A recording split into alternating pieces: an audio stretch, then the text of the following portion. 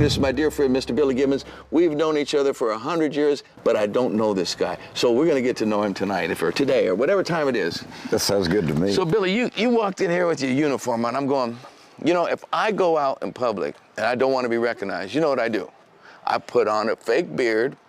I'll put on some sunglasses, maybe a stocking cap, and I get away with it. Now, you're going around in a full-blown disguise, and it's you. So, I mean, how do you, people got to recognize you? Yeah, well, what started as a disguise has now become such a tradition. It's like, you know, okay, go ahead and advertise. Yeah. But I let me tell you, I used to see in that fine little hot rod, the red hot rod. I know you can't do 55. But it cracks me up because I was thinking about it. I said, you know, his get-up is a disguise for everybody else. And so that's a bust. So, like, when you're driving down the street and you see Billy on the side of the road, you know, you don't go, oh, that guy looks like Billy Gibbons. You know, me, they go, oh, that guy looks like Sammy Hagar. But you, it's like, there's fucking Billy Gibbons. There he is, the man himself. Well, Halloween's coming up. We can get out. We can get out. So how do you disguise? What would you do for a disguise now? Well, you're stuck, brother. Gillette did step forward a while back and made an offer, but you ever shave it? We're kind of afraid to find out what's under here. We don't know. The real Billy Gibbons. See, that's who I want to get to know today, folks. I want to get to know that guy because, see, Bill, you've got to be like, have turned into this persona of this other character that's, I mean, I know you're honest in your music and your sound and this, what comes out, but your image is like, what do you like to do, like, on the side? I mean, like, you know what I mean, when you're not playing music, what do you do? What do you like to do? I can throw that question back at you. Having worked with you now for going on over 3 decades, I'm sure you get the same question is, well, we know kind of what you do up there on the deck. But what happens backstage and after the show's and home, over? And on a vacation. Pajamas. Pajamas are very important. Oh my God, it's true. Well, we get asked quite often. Pajamas can also be referred to as your fine French leisure suit when you need that kind of cover. Derrick Rose of London or Walmart. You take your pick. Either way to go. I saw back in '65. My first good blues concert was Buddy Guy and the harmonica player. Junior Wells. Junior Wells. I remember the team. And good. See, look, I got goosebumps. Yeah. And Buddy Guy played loud, man.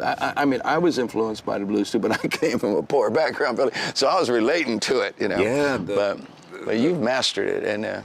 You know, it turned the corner when Muddy jumped from acoustic to electric.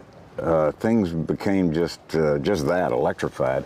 And as you point out, seeing, you know, when you're right in front of it face to face, and when it gets good and when it gets loud, it gets real good. It starts sweating. It just starts sweating. The room starts sweating. It just. So who do you think's the greatest blues guy of all time? Gosh, I know it's a tough folks, question. If you'll tune in next week, we'll still be on this one. No, you got to just give me a couple. Well, the list is somewhat predictable. As we mentioned, Jimmy Reed, of course.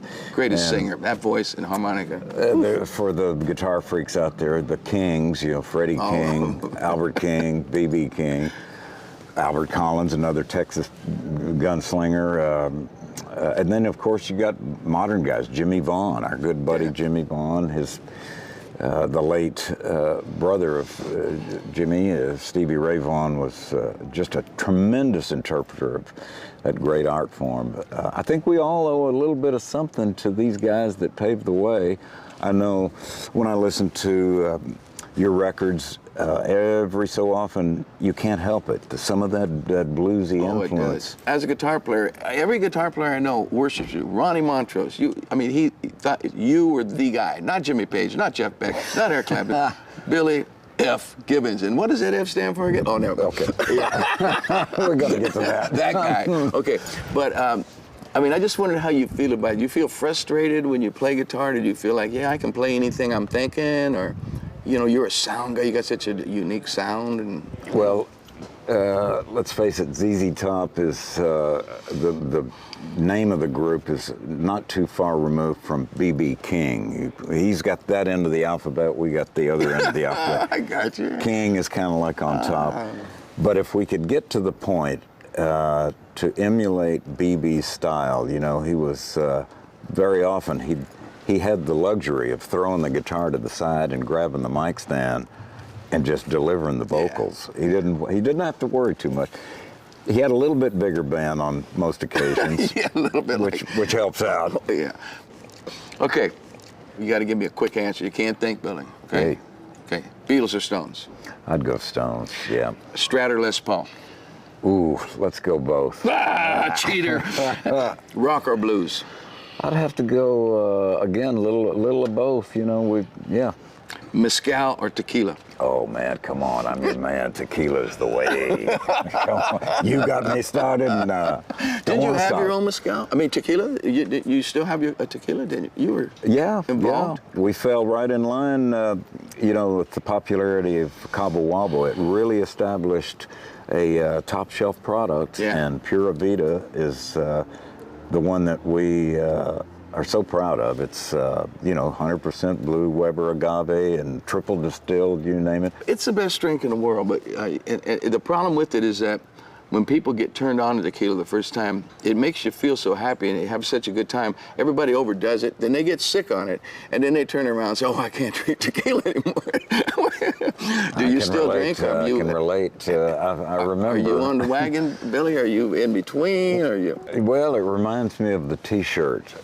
Which T-shirt are you talking about? You know, drinking, I don't have a problem. I drink, I get drunk, I fall down, no problem. Well, Billy, the only other thing I got on my list down here is that Eddie Van Halen once told me that every time he talked to you, you'd say, hey, Eddie, you ever find that fourth chord? Is there any truth to that? I think both of you and I are still looking for the fourth chord, or trying to avoid it.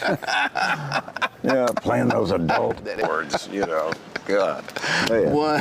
1, 3, 5, or 1, 4, 5. What? No, 1, 4, 5. I guess it is. Oops, see, I'm not a musicologist. Billy. We got to do this again. Billy Gibbons, part two? Too much fun.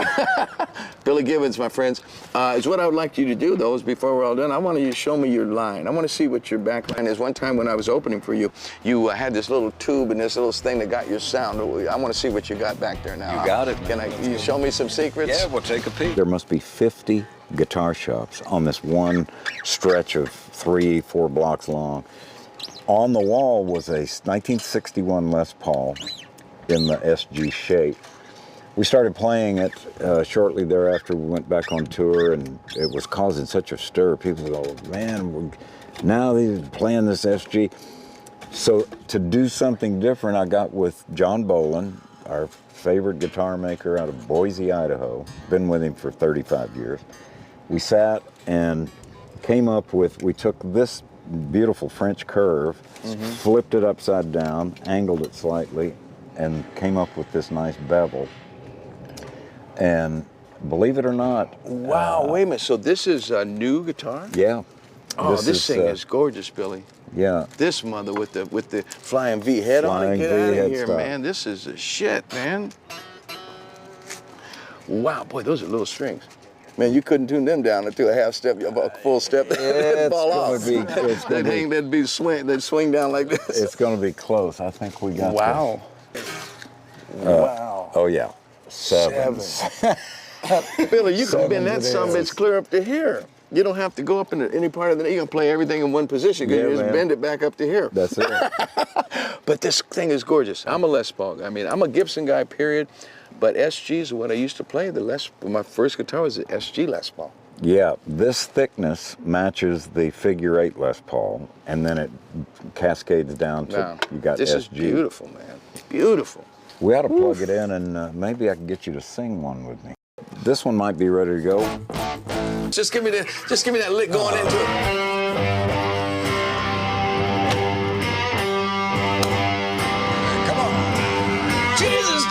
Chicago, and is bound for New Orleans. Yeah, give it time. Well, now Jesus done left Chicago, and is bound for New Orleans. Yeah, man. This is the extra one.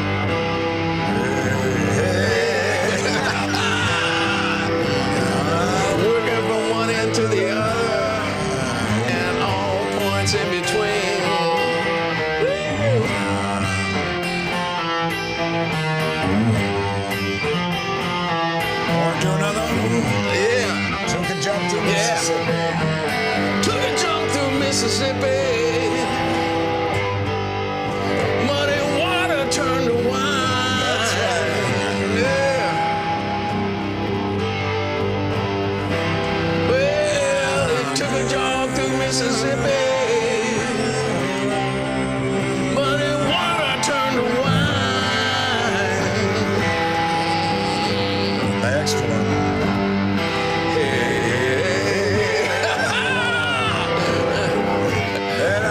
to California. See that sweet little baby of mine. Billy, that's living. My day, okay, listen, my life is complete. My life is complete. Billy Gibbons, one of my all-time heroes, but it's not just mine. Every fucking guitar player, every singer, every drummer, everybody loves Billy and ZZ Top. I don't get it, but okay, but I'm here. Thank you, Billy. You're welcome. Yes, I do get it.